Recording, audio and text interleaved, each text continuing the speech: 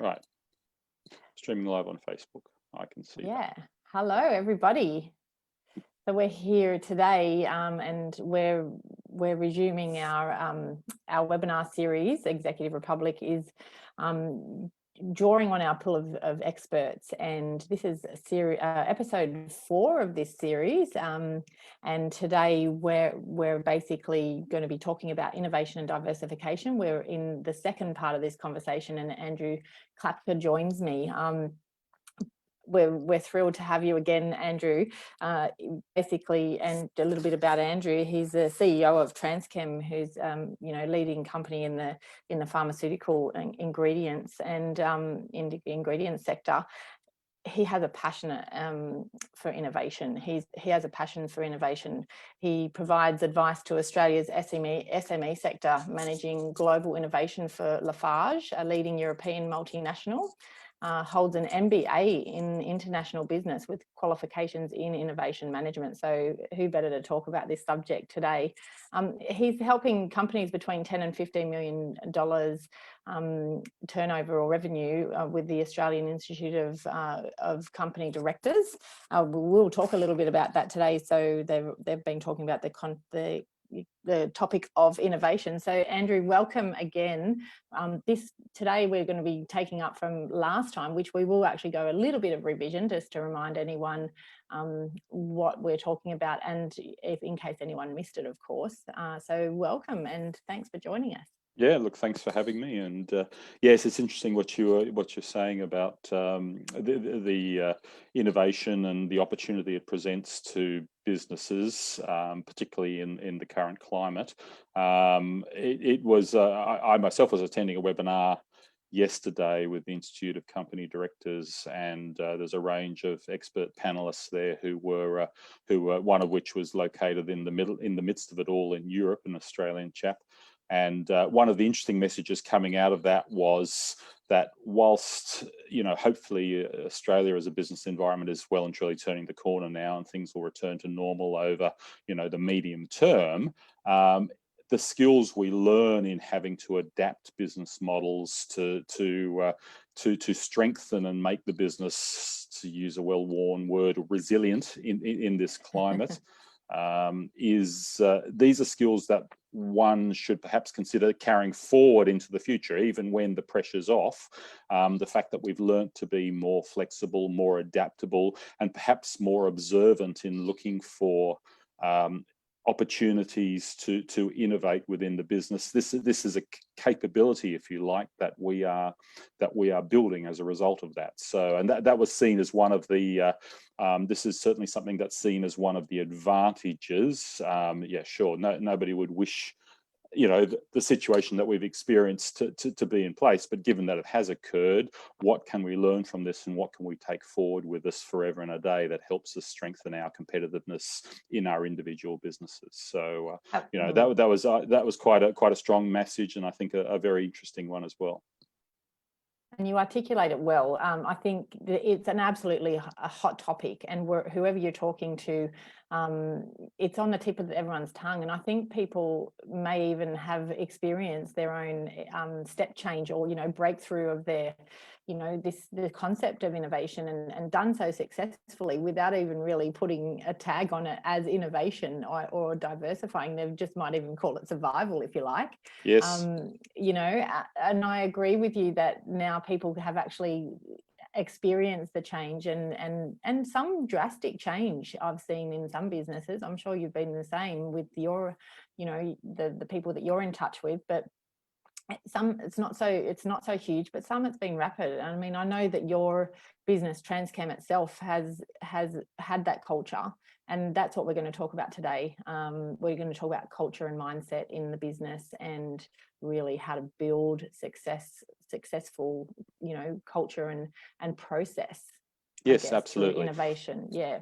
And look, it's very true. One other footnote to yesterday's discussion, which is all about strategic innovation for businesses today, was that, and perhaps it's stating the obvious, but I think it's worth stating, which is that it's not just about any innovation for the business. One still must take the steps to truly be sure that the innovation that the company or the business is pursuing aligns with things like the culture, the risk appetite, and the existing capabilities within the business. So there must be a strategic alignment. You know, if you jump too far to the right of a business, even though that might be a viable bolt-on to your business model, it may not be sustainable in the long term. You still need to have that alignment, and probably, you know, this is what we talked about in the first webinar, was setting your strategic axes and making sure you had that level of alignment. So that might be a nice segue for me to put the slides through here, Laura, and we can just do a very, very quick refresh on what we spoke about last time before we get into culture today.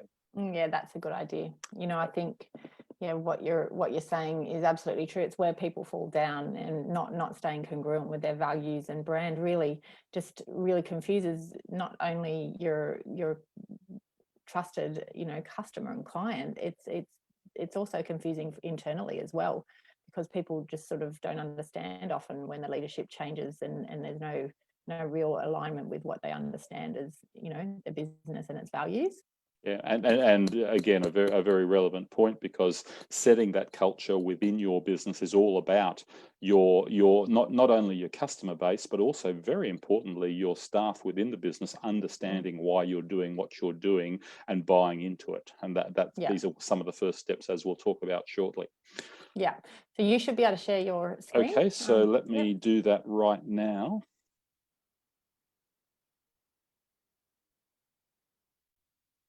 Just give me a second and I'll enlarge that so I can move that. You should be seeing something now, I believe. Yeah, we can see it. All being well, you've got, that should be advancing by one slide now. Yes? Yeah, okay. It's working. Well done. Okay, great. I still get a kick out of it when it works.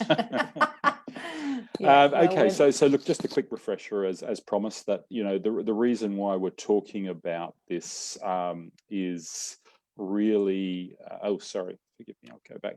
It is because the skills in this post-COVID world and the need to possibly adapt or modify what we do are directly in line with the kind of skills that innovation brings to the table. So changes in direction, differentiation, these are the things that the process of innovation, a solid process of innovation, will absolutely underpin and guide a business along its way.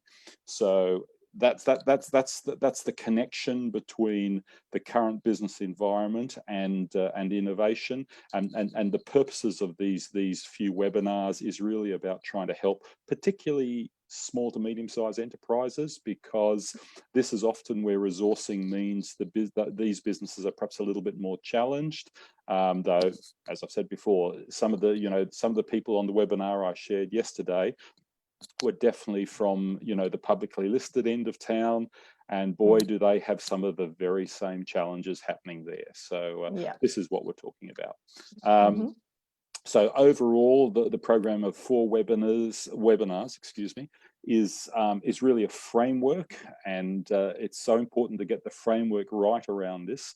And the object of this framework of steps is to really reveal the most profitable and reliable innovation opportunities, to reduce the uncertainty for the business and manage the risk, because we know that businesses may well have innovation on their agenda every month, but what tends to be a bit of a roadblock is when there is some uncertainty about, where do I begin, how do I do this, and how do I do it in a way that the risk is managed. So in our first webinar, we looked at, where do you start with a program of innovation? How do you build in diversity, and how do you appoint a team? And we looked at topics. We talked about the axis of innovation, which is about picking your 2 or 3 high-level directions in which you would start to develop your innovation program. And we looked at how that introduced diversity, which, just like any investment portfolio, because innovation is an investment in the business, that needs to be diversified across a number of different directions if you can, and also looking at how best to appoint a team, and what that the kind of characteristics of the people who might compose that team as well. And I'm going to touch on that again today, because Yeah. that also plays well into a discussion around culture. Yeah, so important. So today we're really looking at culture and how do you lead this culture? And by you, I'm really talking about business managers. I dare say there's a variety of people who would be interested in a webinar like this, but they may well fall into a category of which fits a typical manager profile. And sometimes our traditional roles as managers may need to be adapted if we're going to be more effective in leading a team in the pursuit of innovation and also fostering that culture of innovation. Yeah. Oops, pardon me. So it's really about building a culture and how to lead and foster that culture. I'll start with quite a well-worn, sorry, I'm just going to see if I can move something here. Hide, floating, that's better, thanks.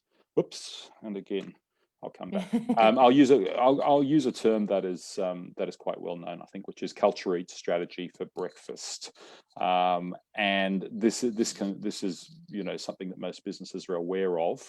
And what I would go on to say is that it really applies equally to innovation, if not more so, because innovation requires a level of true buy-in to it. Innovation, because of the nature of where you're going, often has to contend with some skeptics. And look, healthy skepticism is not a bad thing.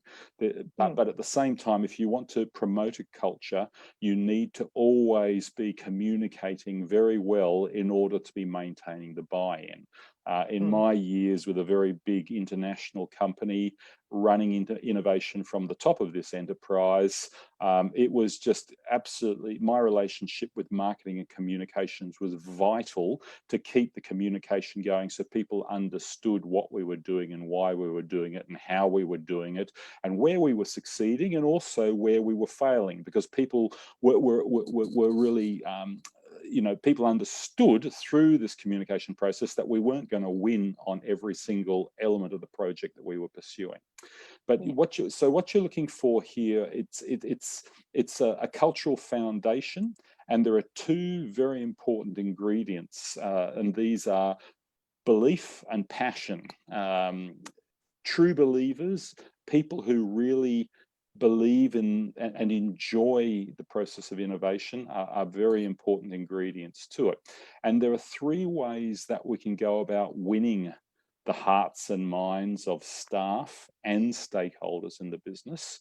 And they are, as you can see in the chart there, firstly, top-down level communication from the chief executive and the executive team.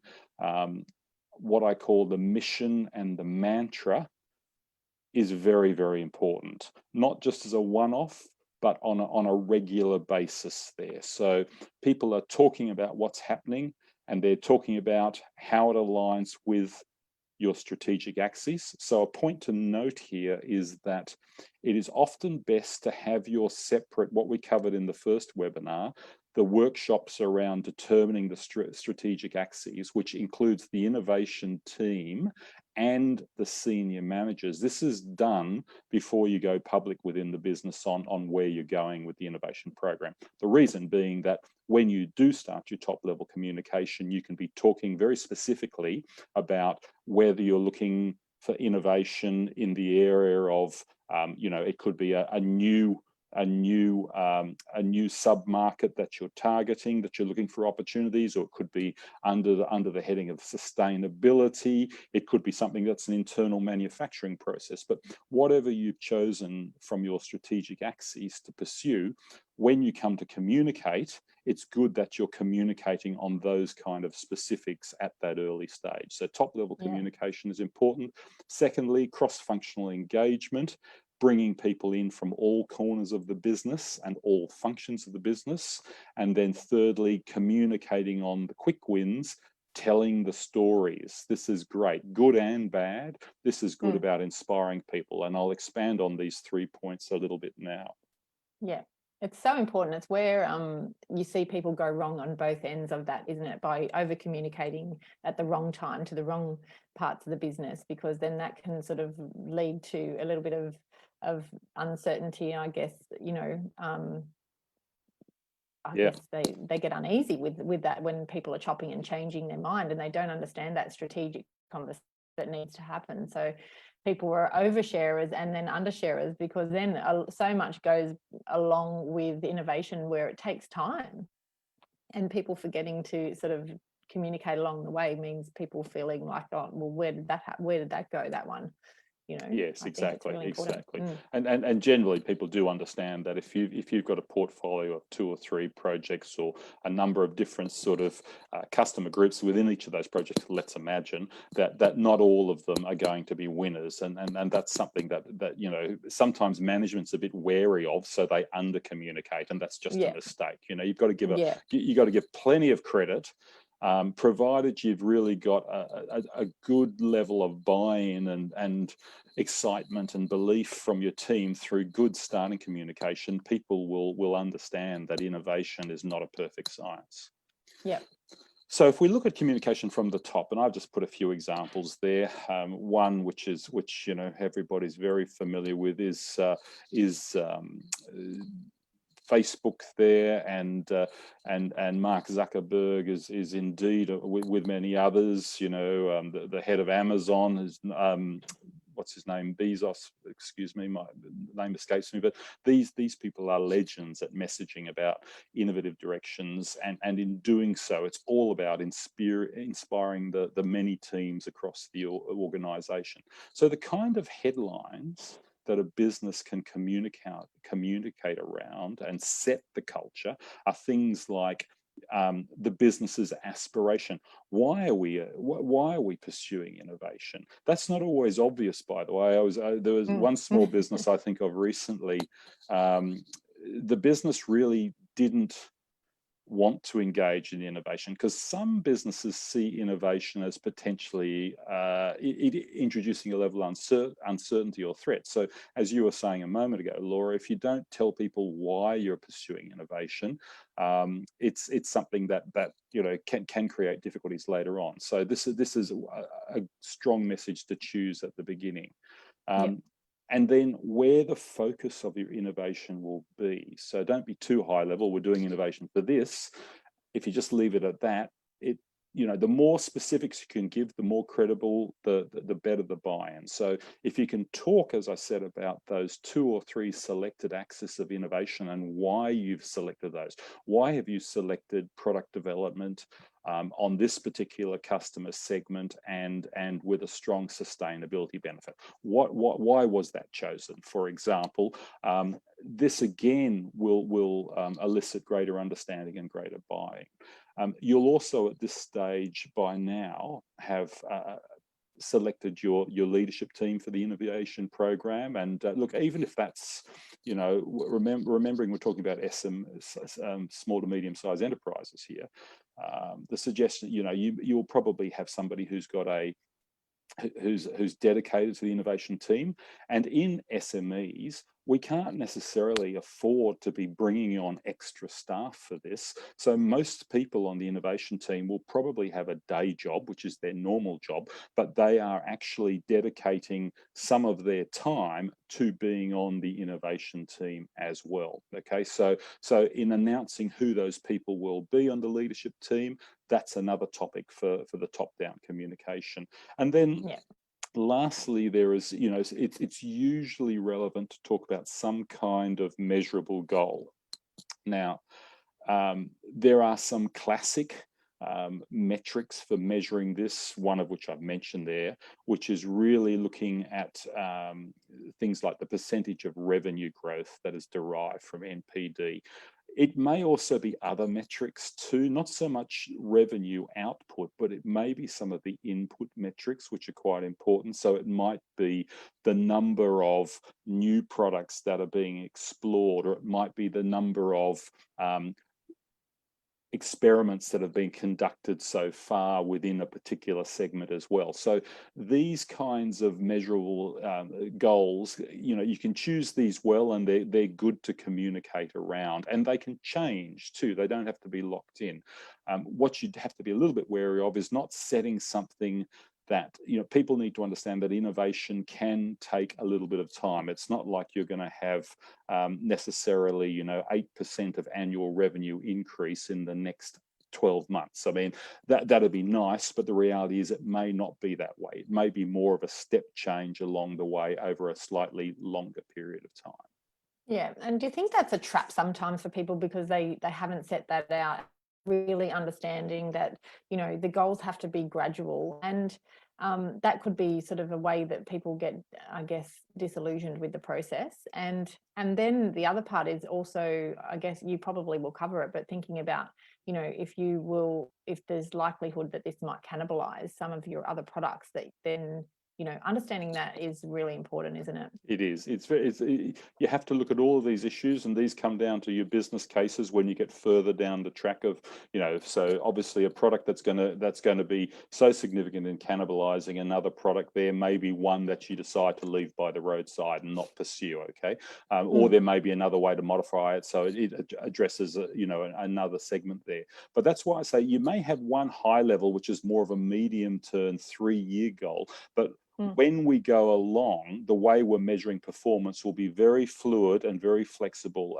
The kind of metrics that you're used to in a business, which relate purely to financial metrics, will probably be put to one side for the time being. It'll be more about the number of activities you're performing in different segments in order to learn, to modify what you've learned, and to test your assumptions and your theories for the various innovative directions that you're going in there. And we'll cover all of that. But it is true that you don't want to get too hung up on metrics right from the beginning. Otherwise, there's a risk that you're not affording the freedom to the innovation team and the people who are being truly creative and experimental. You want them to do that, and you don't want them to feel as though they're hampered by traditional what I call red thinking metrics, which tend to come from managers and finance people. So we know the type. Yeah, and look, I probably fall into that category myself, by the way. But but as long as I understand my shortcomings, I know how to modify my involvement in leading an innovation team, which again we'll cover at the end of this webinar. So the second key element in building culture is what I call cross-functional engagement, and this is really trying to get smart collaboration that brings your best and brightest towards a common goal and an idea. And we should really look to engage people who are really quite passionate about it. That's the first thing you want to look for. So in some of the way you can do this and getting people going is, in some of your preliminary workshops, look at who invite people from all corners of your business to join in that workshop there. Okay, so a classic one is when you select your axes of innovation. Get people who really want to participate involved with it. Be looking out for people who are what I call the surprisingly passionate contributors to this investigative discussion workshop, whatever you want to call it, okay? Because these are the people, because innovation really can come from any function. There's no need to, sometimes we stereotype and say that innovative people will only come from marketing or sales or from R&D, but, gee whiz, do not exclude any function. I mean, I've seen great innovators coming from non-traditional functions, if I can put it that way, such as human resources or from finance, who have been just so passionate about innovation that they have been, thrilled to be a part of the process and fantastic contributers. And that's true. You want to, if you can, try and develop someone who's a champion from within each of your key functions there, because they may not necessarily be on the innovation team, but as an innovation champion, someone who's particularly interested in the process and involved in some of the workshops, they will be the people within a function that can relay your success stories. And this communication is great, because that's one of the tricks to really getting the buy-in across the organization. Pick your best and most passionate to be champions, your true believers, who you will then share some of the outcomes that are happening with the various innovation activities, with the different products, customer segments, whatever you're innovating, whichever direction. You can share these snippets of information for them to share within their own functions. And this works very effectively as a way of communicating.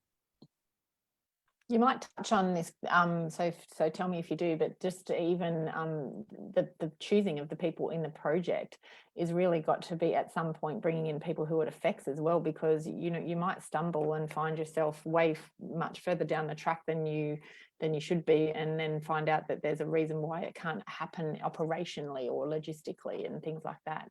Yes, certainly. I mean, your initial starting team, and if you like, the immediate innovation team participants, and those who may be your champions who are of a secondary level there. Exactly. I mean, if they're alerted to a direction you're going, which may have a particular challenge, then it's good to have that cross-functional expertise coming in. Absolutely. Yeah. So the third element of building the culture is creating quick wins and telling the stories. And by saying, we're talking about quick wins, I'm not talking about finding a successful innovation outcome quickly. That is definitely not what it's about. What it's about is talking about your activities and the things that happen. I mean, it could be something as simple as, I remember once I was in a particular country market doing by which I'm an overseas market in which I was doing in-depth interviews on site. And this was actually a market, it was Indonesia, okay? And I was in the building industry, and I was doing innovation in-depth interviews.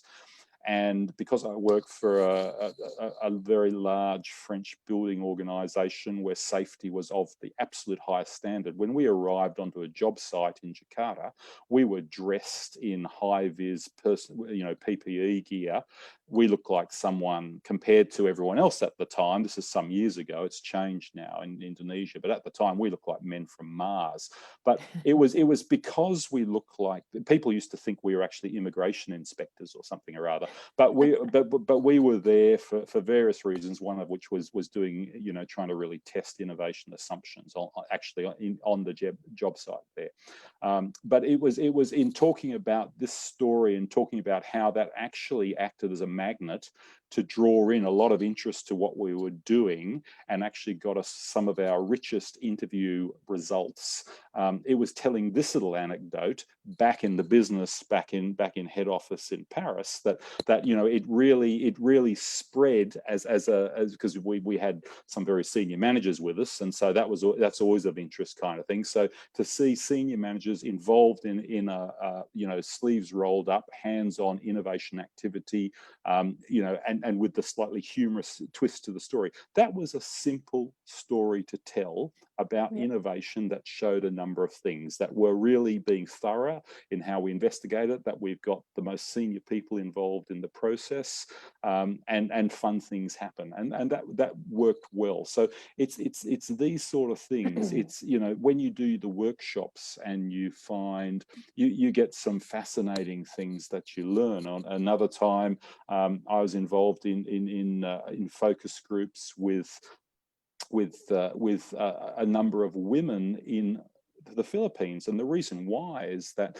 when someone builds a house or used to build a house in the Philippines, one of the biggest spend items was the cement that goes into the house.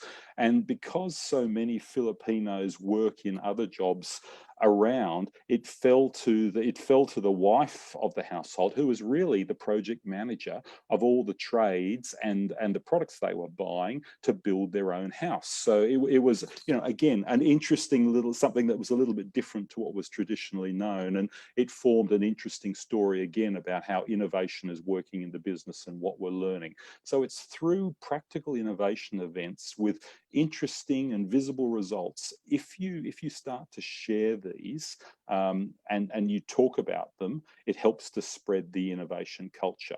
So, and the more you have these events and talk about them, so we have a workshop that defines an axis of innovation. You then have discovery events like the on-site interviews that I was just talking about. You may well conduct deep dives between user groups and your internal designers, all right, or your we talked in the team about the hustler, the hacker, and hipster. So the hacker was the very technical person. They might be having deep dives, conversations, on-site observation with the actual user groups for the innovative product that you're considering. And then you have things like, and I'll talk all about these in our next webinar, but in the customer shoes, experiential tours for executives, because at the end of the day, quite often it's very important that you get the buy-in from the people who sit around the table in the executive management group. And one of the best ways you can do that is, as I just demonstrated, is to get them to put on the high-vis jacket and the helmet and the safety boots, or I'm using that as as an example, but the main thing is to get them out onto the customer job site or into the customer environment to see what's going on and what particular pain point you're going to solve with your innovative modification there. So these are all great things that you can share information on as you roll them out over a period of probably quite a number of months. But as you all of these little steps, talk about them, communicate the news, the activities, the outcomes, and this is the kind of thing that nourishes the motivation, that injects innovation into the corridor talk of the business. Yeah, and for some it might seem obvious that this is what you do, but it's not. Like, I think that this would be, it's not always the case. I think that what you're talking about is, look, for some people and some businesses and people who work in their businesses, to see their leaders really out down and dirty with their sleeves rolled up would be refreshing, to say the least. Oh, sure. And there are some businesses where, sometimes, dare I say it, but I mean, some leaders just don't get close to the customer interface at all. And look, that can quite often be because they're very busy with lots of other things. But in innovation, you need to have people really understanding what you're doing, and you need to be sharing that information in order to maintain the culture. And the more that you sell, well, it's not sell, but the more that you promote sort of the stories about what's going on, this is when suddenly, and coming back to your earlier point, sometimes you will get a surprising input from someone who's listening and watching, but may not be directly involved as yet with your innovation team or even one of the champions. They'll suddenly come forward and say, hey, you know what? I saw what you were doing with that particular innovation exercise and what you were discovering. Had you thought about this? Because you have these almost serendipitous moments when someone, because it's amazing, your best talent is always in your people, in your staff. Your best talent is there, and they will see things that you just may not have considered yet. Yeah. Okay, so those were some of the three key steps, I suppose, in terms of building the culture. If we look at you as the manager and how can you foster and lead that culture, there's a number of domains and questions that we can talk about. First of all is, how do we structure? And this is really looking at the design of the team, which we did talk about before, which was having someone who's technical, someone who is, and this was the hacker, the hipster, and the hustler. The hacker, the hacker, the hipster, the hacker, the hipster, and the hustler. So we had the technical person, we had the person who is very insightful and really in touch with the customers, so they understand what's changing there, and they're seeing that they're really generating insights. And then you've got the hustler who is the communicator, and it's what we called a blue thinking sort of mindset, which, again, without repeating the whole last webinar, that was about people who weren't too rigid.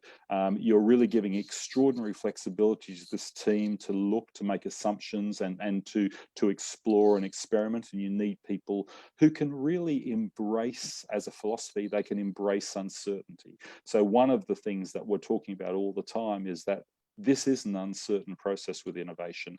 It is very likely that you will learn, modify, learn, modify.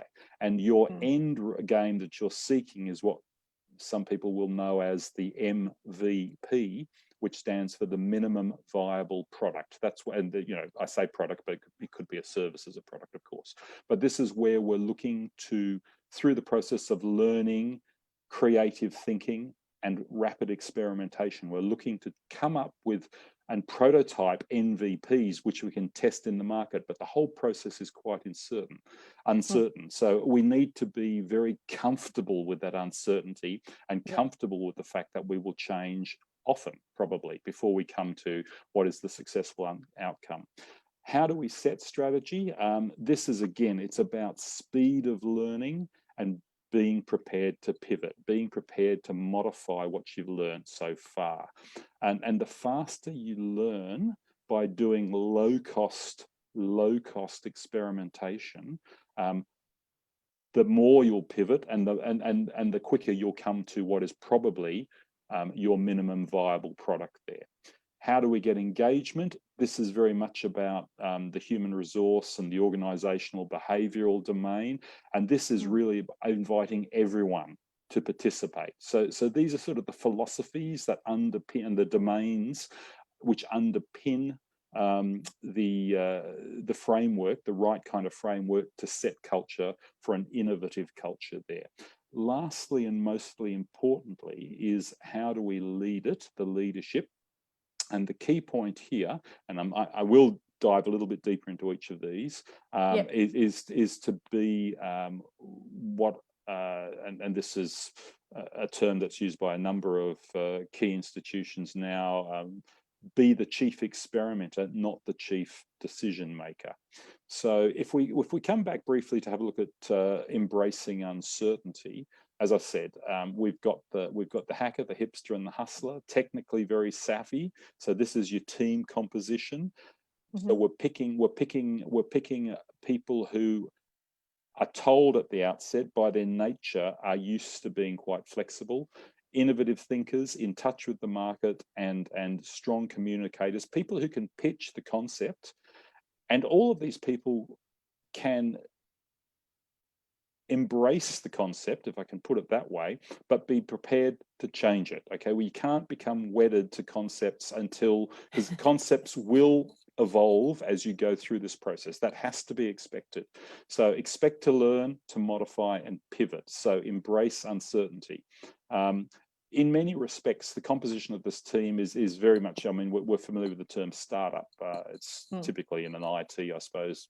But, you know, the startup qualities of flexibility, a quickness and a willingness to learn and to adapt. These are quite key. If we talk about fast learning now, this is really taking the vision and the strategic direction, your initial strategic axes of innovation that you set, we spoke about in the last webinar, and taking this with a series of short sprints. So you craft the vision and your direction, the vision sets the direction, and it doesn't matter how you get there, but what is best is to try and execute a series of short sprints. So worry only about what you're going to do in the next 30 days. Expect to learn, expect to change direction. I'm being a bit generalistic now, and we'll be a bit more definitive in the next webinar. But what the key takeaway message here is that you're not going to be too rigid in the direction you're pursuing, because you expect to change, and you will be making assumptions, and you will be testing those assumptions rapidly and in a low-cost way. We're not going to bet the farm on massive research. We're going to do simple prototypes of what our assumptions might be, and we'll be looking to test those quickly and effectively. Yeah, because it's a mix of patience and I guess discernment, isn't it? You know, you've really got to be patient with the process, but be motivated with it to move quickly as well, isn't it? It is, and that does take a certain mindset, and again, your most passionate. From my experience, people who are passionate about innovation kind of come on board, understanding that it will be something that is that you know you're not going to get instant results, and you're going to Mm. have to change your direction. But in a curious sort of way, you're actually going to enjoy that, because it's a Yeah. process where you are changing direction and you're learning fast. Okay. Yeah. And then we talk about the fact that it's cross-functional, it's across the board from all corners of the business. We want to get participation. As we've said, most passionate, true believers, innovation champions, these are the terms we talk about. And these are the people who will tell and sell the stories, okay? And you will learn by having such a wide spread of input from across the organization as well. So as a philosophy, you want everyone across the organization to participate as they want to. Of course, practically, you don't get everybody involved, but the main thing is that everybody feels that they can be involved if they want to be involved. Yeah. And then we come to the difference between two categories. And this is where we've got what traditionally executives, managers, people who are sitting on the board making the key decisions will be delivery-driven executives, okay? And they will network, and so I'm looking at the right-hand group first of all. They'll network in order to access resources, to promote themselves or their companies, and they'll target people with resources, power, and position, people who are like them. What we need, though, as a traditional discovery-driven manager, we need you as the manager to become your best contribution here. You will fulfill your normal decision-making role much later on in the process. But right now, what is key is that you become the leading light of experimentation. You need to be the leading by example as the chief experimenter, which means that you are a discovery-driven executive. And what this is all about is you will be networking for ideas. You'll be looking to learn new things and to gain a perspective.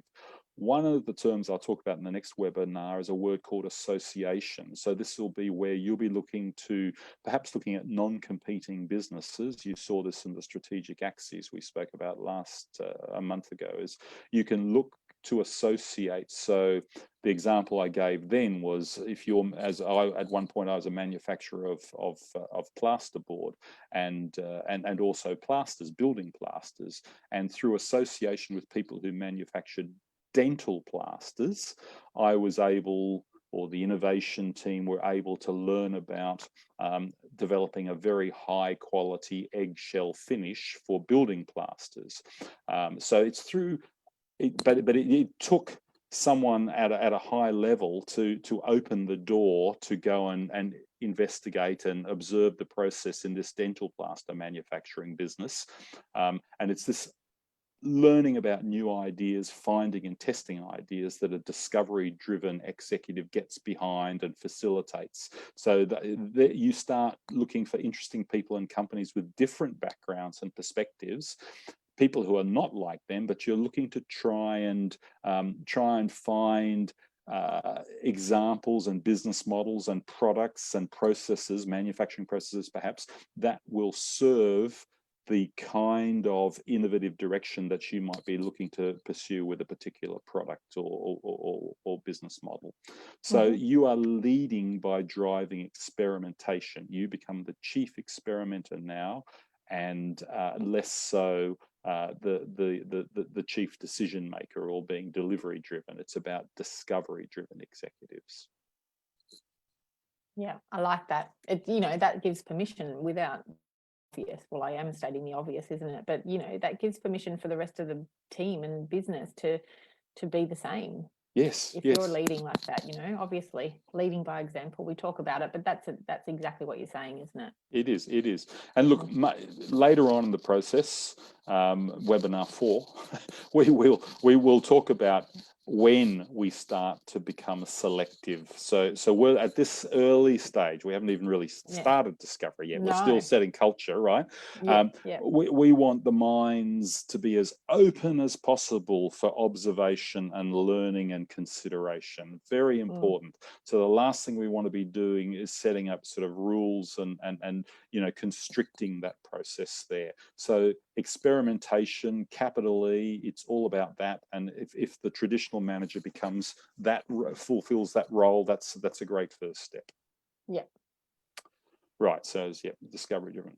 So and we're just about coming to the conclusion of the slides now. But one of the other things that I think is always interesting is that many businesses tend to hesitate before getting going with innovation. And my opening slide, I show a cup that just has the one word on it, begin.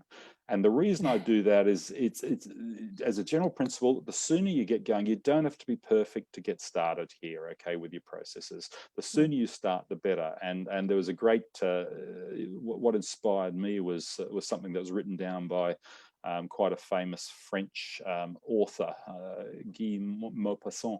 And he said that you need to get your thoughts down on paper so that you can see what it is you want to say. And I see a parallel with that with innovation, which is you need to get started, you need to begin. You need to get going so that you can uncover the direction of innovation that you will ultimately pursue. And by getting going, you are just going to see things and you're going to have aha moments, and then you're going to pursue that. You're going to make assumptions, you're going to learn, you're going to modify, and now you're in the funnel. You're in the funnel, you're moving forward, and all the time with the right process, you're narrowing down and heading towards what will ultimately be the reliable, profitable innovation outcome. But to begin with, it's small steps, and tell the stories about those small steps, and above everything else, expect to change direction several times. That is really normal, and that's part of the learning process here. And that's it. That's, I mean, you know, we could probably drag this out to 10 or 12 sessions easily, but I think really relevant for now, because there's people who have had unbelievably rapid change that's been forced upon them. They haven't had the time to sit and, you know, wonder and ponder about these things the way you're talking about the process. But I guess it'd be worth maybe, I don't know, I've got just in my mind, I'm thinking, you know, what about these people who've made the change, you know, really quickly and not gone through all of these considerations and might find themselves a little bit wobbly with things at the moment. So, you know, that things didn't work in terms of their structure, and maybe they're feeling a little bit uneasy about the I guess sustainability of changes they've made. Would you say that that's something that businesses might be experiencing now? What would you suggest? Oh, sure. There is no question about that. Where people look, first of all, I mean, it takes courage to move quickly, irrespective. And so those businesses that have, you know, good on them for getting going, right? That's excellent. But recognize that if they're at a point where their chosen modification, new product, new system, new process is a bit wobbly, then take it that this is just their first step towards a minimum viable product. And now is the time to look at the reasons behind the wobbliness, retest the assumptions, and see how can they take this minimum viable product version 1 to minimum viable product version 2, but through learning about where that wobbliness is arising from. I mean, look, it may be, again, it's not unheard of, obviously, that some people will get to a point, the first step with a product where they think that might be the final product, find that it's wobbly, and they may find that it's too wobbly to go with. And again, it takes courage to cut away if something, again, a lot of people hang on to failed and invest a lot of resources in failed products. So again, there is no shame whatsoever in cutting away. Sometimes the greater courage, I mean, I forget who says it now, maybe it was Jack Welch, but you know, our heroes are those people who failed at innovation, okay? And I mean, there's much to be said behind that statement. But you know, innovation is a imprecise science, and therefore it is to be expected that you will have wobbliness. You learn from that, and through that learning you strengthen the wobbliness, and in some instances you may pursue a different tangent altogether. Yeah, and because that really what you're saying is to just settle, go back through the steps and the processes in what you've suggested today, you know, get through that assessment you know, treat it like it is an NPD process that they've done without even planning it. You know, just review it. It's really the way businesses should behave in the first place anyway, and now more than ever, I guess, because we're still have uncertain times ahead. You know, everyone's talking about this new normal. Well, we don't even know what's here to stay and what's going to change again potentially. No, that's right. And you know, if we take away the skill of learning and the skill and the philosophy of being more willing to take small, well-managed risks and exploring other, you know, business opportunities, whether it's in that adjacent space that we spoke of last time, or it may be something that's just an incremental innovation. Just this whole capability of being able to observe, learn, and introduce new thinking to the product, the business, the process. This is a great thing to take forward, even as we turn the corner and things do return to a semblance of normality. Yeah. Or at least consistency. Yeah, consistency. Well, I think that that's a lovely place to sort of to round off for today's conversation, because, you know, it is, as we say, we could delve into that even deeper again. But I hope this has been helpful for our viewers. I'm sure it has, and it's a really lovely way for people just to see the structure and really see it. Sometimes it's just happening, you know, without people realizing, and you're actually really dissecting it nicely for people to sort of sit down and go, okay, especially for the planning type of people, you know, who've actually had to come their skin and behave away from how they would normally. I think it's nice to see that, you know, you're giving yourself permission to take those changes on rapidly and be comfortable with that. And that's key, to be comfortable with taking well-managed risk that innovation involves. Know that there is a process, know that it does not have to be hazardous to the business, know that if you follow a good, robust framework, you can have very successful innovations. And you know, having looked at setting direction, where to begin in the first webinar, having now looked at setting culture, the next webinar now addresses specific techniques of discovery, which when you overlay one on top of the other, we reduce the risk yet again in making sure that we are pursuing sensible directions for a new innovative opportunity. I think that's going to be equally helpful. I'm really looking forward to that one. That's in about 4 weeks from now. Yes. Same time on the same day. If you are looking for any of the recordings, just reach out to us through our Facebook page or come to www.executiverepublic.com.au and we can share those recordings. They're up live on our YouTube channel. So thank you again for your gracious time, Andrew. I'm sure that this has helped. You know, if it helps one person, we're doing our job, right? Great to be a part of the process.